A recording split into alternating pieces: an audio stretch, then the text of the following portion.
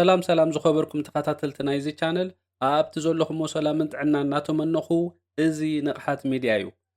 ኣብ ሓደ ኣጋጣሚ ናፖሊዮን ቦናፓርት እቲ ዳርጋ ንመላእ ኣውሮጳ ኣብ ትሕቲ ቁፅፅሩ ዘእተወ ጅግና መራሒ ሃገረ ፈረንሳ ከምዚ ክብል ተዛሪቡ ነይሩ። ኣብቲ ናተይ ዲክሽነሪ ኣይከኣልኒ ዝብል ቃል የለን። ናፖሊዮን ከምዚ ኢሉ ክዛረብ ዝኸኣለ ንሱ ንኣህጉር ኣውሮጳ ነዚ ሕጂ ሒዛቶ ዘላ ፖለቲካዊ ቅርፂ ከትሕዛ ዝኸኣለ ልዕሊ ኩሉ ድማ ወዲ ሰብ ብሕጊ እዩ ክግዛእ ዘለዎ እምበር ብሰብ ክግዛእ የብሉን ብምባል ንገበቲ ንጉሳውያን ስርዓት ኣልዩ ልዕልና ሕጊ ከስፋሕፍሕ ዝገበረ ነዚ ሕጂ ዘሎ ምዕቡል ሕብረተሰብ ኣውሮጳ መሰረት ዘንበረ ናፖሊዮን ኣብ ታሪኹ ነቲ ዘይከኣል ዝመስል ከም ዝከኣል ብተግባር ዘርኣየ መራሒ እዩ። ኣብዚ እዋን እዚ ንወዲ ሰብ ገጢምዎ ዘሎ ዓብይ ብድሆ ግሎባል ዋርሚንግ እዩ። እንተኾነ እዚ ክፍታሕ ኣይከኣልኒ ኢሎም ተስፋ ዝቆረፁ ብዙሓት እዮም። እምበኣር ኣብዚ ናይ ሎም መዓልቲ መደብና ነዚ ክፍታሕ ዘይከኣል ዝመስል ዘሎ ግሎባል ዋርሚንግ ሳይንቲስትስ ክንፈትሖ ንኽእል ኢና ዘይከኣል የለን ኢሎም ሓድሽ ቴክኖሎጂ ኣብ ምምሃዝ ክርከቡ ከለዉ እንታይ ክምህዙ ከኣሉ ኢልና ክንርኢ ክንፍትን ኢና። ምሳይ ጽንሑ ኣይትርሓቑ።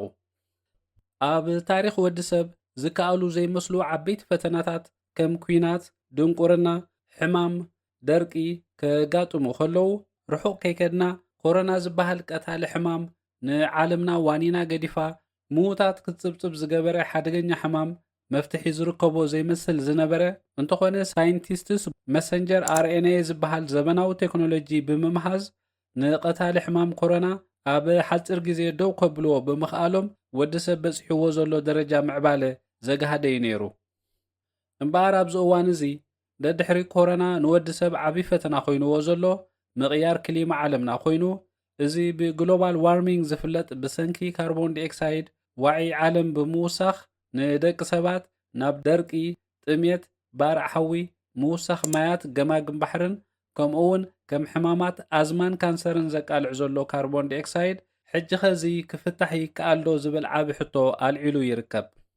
ፀብጻባት ከም ዝሕብርዎ ኣብ 2024 ብሰንኪ ልዑል ዋዒ ኣየር 3700 ሰባት ክሞቱ ከለዉ ብሚልዮናት ዝቑፀሩ ድማ ካብ መንበሪኦም ተማዛቢሎም እዮም። ካብ 2024 ከይወፃና ኣብ ኣሜሪካ ጥራይ ልዕሊ 182 ቢልዮን ዶላር ዝግመት ንብረት ከም ዝዓነወ ፀብጻባት ይሕብሩ። እምበኣር ነዚ ኩሉ ጠንቂ ሞትን ዕንወትን ዝኸውን ዘሎ ካብ ኢንዳስትሪታት ዝወፅእ ካርቦን ዲኦክሳይድ ኮይኑ እቶም ልዑል መጠን ካርቦን ዲኦክሳይድ ዘውፅኡ ዓበይቲ ኢንዳስትሪታት ከም መደበር መመንጨዊ ሓይሊ ኤሌክትሪክ፣ ፋብሪካ ሲሚንቶ፣ ፋብሪካ ሓፂንን ብቐዳምነት ይስርዑ። ፀብጻባት ከም ዝሕብርዎ ካብ 2020 ንነጀው ናብ ኣየር ዝወፅእ መጠን ካርቦን ዲኦክሳይድ ዓመታዊ ልዕሊ 40 ቢልዮን ቶን ክበፅሕ ከሎ እዚ ማለት ኣብ 2050 ብሰንኪ ልዑል ዋዒ እዚ ዓለም ንኽትነብረላ ኣጸጋሚት ክትኸውን እያ ኢሎም እዮም ዝትንበዩ ዘለዉ ሳይንቲስት።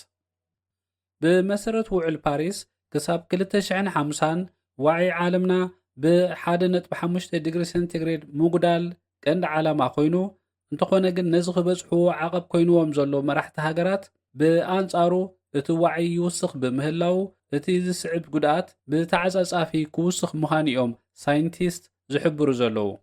እሞ ነዚ ዓይኑ ኣፍጢጡ ዓቢ ጉድኣት ዘውርድ ዘሎ ካርቦን ዲኦክሳይድ መፍትሒኡ እንታይ ኮን ይኸውን?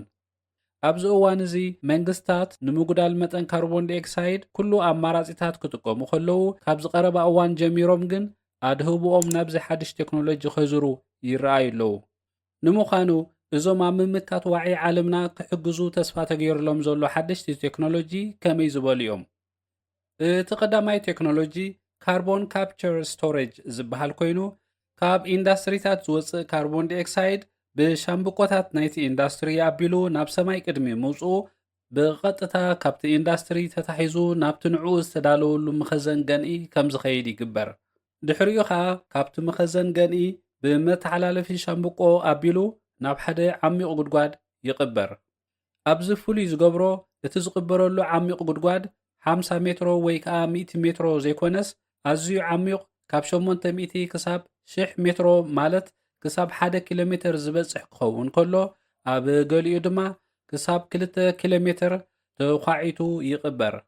እዚ ድማ ኣብ ልዕሊ ደቂ ሰባት ብሓፈሻ ከም ዓይኒ ማያት ኣትክልትን ጉድኣት ከየብፅሕ ብምሕሳብ እዩ።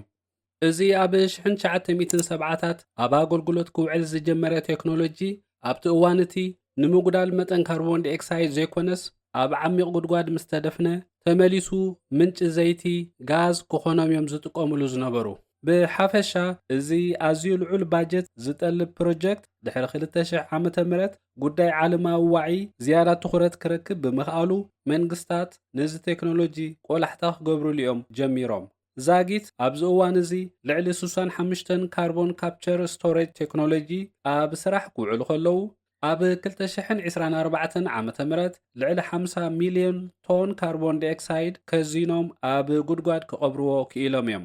እዚ ንካርቦን ዳይኦክሳይድ ገና ናብ ኣየር ከይተሓወሶ ከሎ ሒዙ ኣብ መኸዘን ዝእክብ ቴክኖሎጂ ብውሕድ መጠን ካርቦን ዳይኦክሳይድ ይኽዝን እኳ እንተሃለወ ኣብ ቀጻሊ ግን ብዙሕ ካርቦን ዳይኦክሳይድ ብምኽዛን ኣብ ምውጋድ ካርቦን ዳይኦክሳይድ ልዑል ተስፋ ተገይሩሉ ኣሎ። እቲ ካልኣይ ቴክኖሎጂ ዳይረክት ኤር ካፕቸር ተባሂሉ ዝጽዋዕ ኮይኑ እዚ ብሓደ ኣሜሪካዊ ኢንጂነር ኣብ 1999 ከም ሓሳብ ቀሪቡ ግን ከዓ ኣብ 2015 ኣብ ተግባር ዝወዓለ ውልዶ ቴክኖሎጂ ንካርቦን ዳይኦክሳይድ ካብ ኣየር እንዳተንቀሳቐሶ ከሎ ብምስሓብ ኣብቲ ንዕኡ ዝተዳለወ መኸዘን ከም ዝእከብ ይግበር። ብምቕጻል ነቲ ኣብ መኸዘን ዝተኣከበ ካርቦን ዳይኦክሳይድ ብብዙሕ መስርሕ ኬሚካል ሓሊፉ ተመሊሱ ኣብ ጥቕሚ ከም ዝውዕል ማለት ሪሳይክሊንግ ብምዃን ንከም ፕላስቲክ፣ ጋዝ፣ ዘይቲ፣ ሲሚንቶ፣ ሳሙና ከም ዝውዕል ይገብርዎ። ወይ ድማ ሪሳይክል ከይገበሩ ካብቲ ዝተኸዘነሉ ገንኢ ብቱቦ ናብ ሓደ ልዕሊ 800 ሜትሮ ዕምቀት ዘለዎ ጉድጓድ ከም ዝቕበር ይገብሩ። እዚ ህዝቢ ካብ ዝነብረሉ ከባቢ ኣርሒካ ዝድፈን ኮይኑ ኣብ ገሊኡ ድማ ኣብ ትሕቲ ባሕሪ ኣዓሚቖም ብምኹዓት ይቐብርዎ እዮም። ኣብዚ እዋን እዚ ዝዓበየ ዳይረክት ኤር ካፕቸር ቴክኖሎጂ ኣብ ሃገር ኣይስላንድ ዝርከብ ኮይኑ ዓመታዊ 36,000 ቶን ካርቦን ዳይኦክሳይድ ክኽዝን ከሎ እንተኾነ ግን እዚ ውልዶ ቴክኖሎጂ ዋላ እኳ ውሕድ ዓቐን ካርቦን ዳይኦክሳይድ ይኽዝን እንተሃለወ ኣብ ቀጻሊ ብዝተዓጻጽፈ ክኽዝን ምዃኑ ተስፋ ተገይሩሉ ኣሎ። እምበኣር ዋናታት ናይዚ ቴክኖሎጂ ዝኾኑ ሳይንቲስትስ ንምምዕባል እዚ ቴክኖሎጂ ዝሓትዎ ዘለዉ ገንዘብ ኣዝዩ ብዙሕ ብምዃኑ መንግስታት ዘይተኣደነ ባጀት ክስልዑ ተገዲዶም እዮም። ኣብ 2023 ምምሕዳር ባይደን ንምምዕባል ቴክኖሎጂ ዳይረክት ኤር ካፕቸር ዝውዕል ልዕሊ 1.2 ቢልዮን ዶላር ሓገዝ ክገብር ከሎ እቲ ቴክኖሎጂ 2 ሚልዮን ሜትሪክ ቶን ካርቦን ዳይኦክሳይድ ካብ ኣየር ከጽሪ ተስፋ ተገይሩሉ ኣሎ።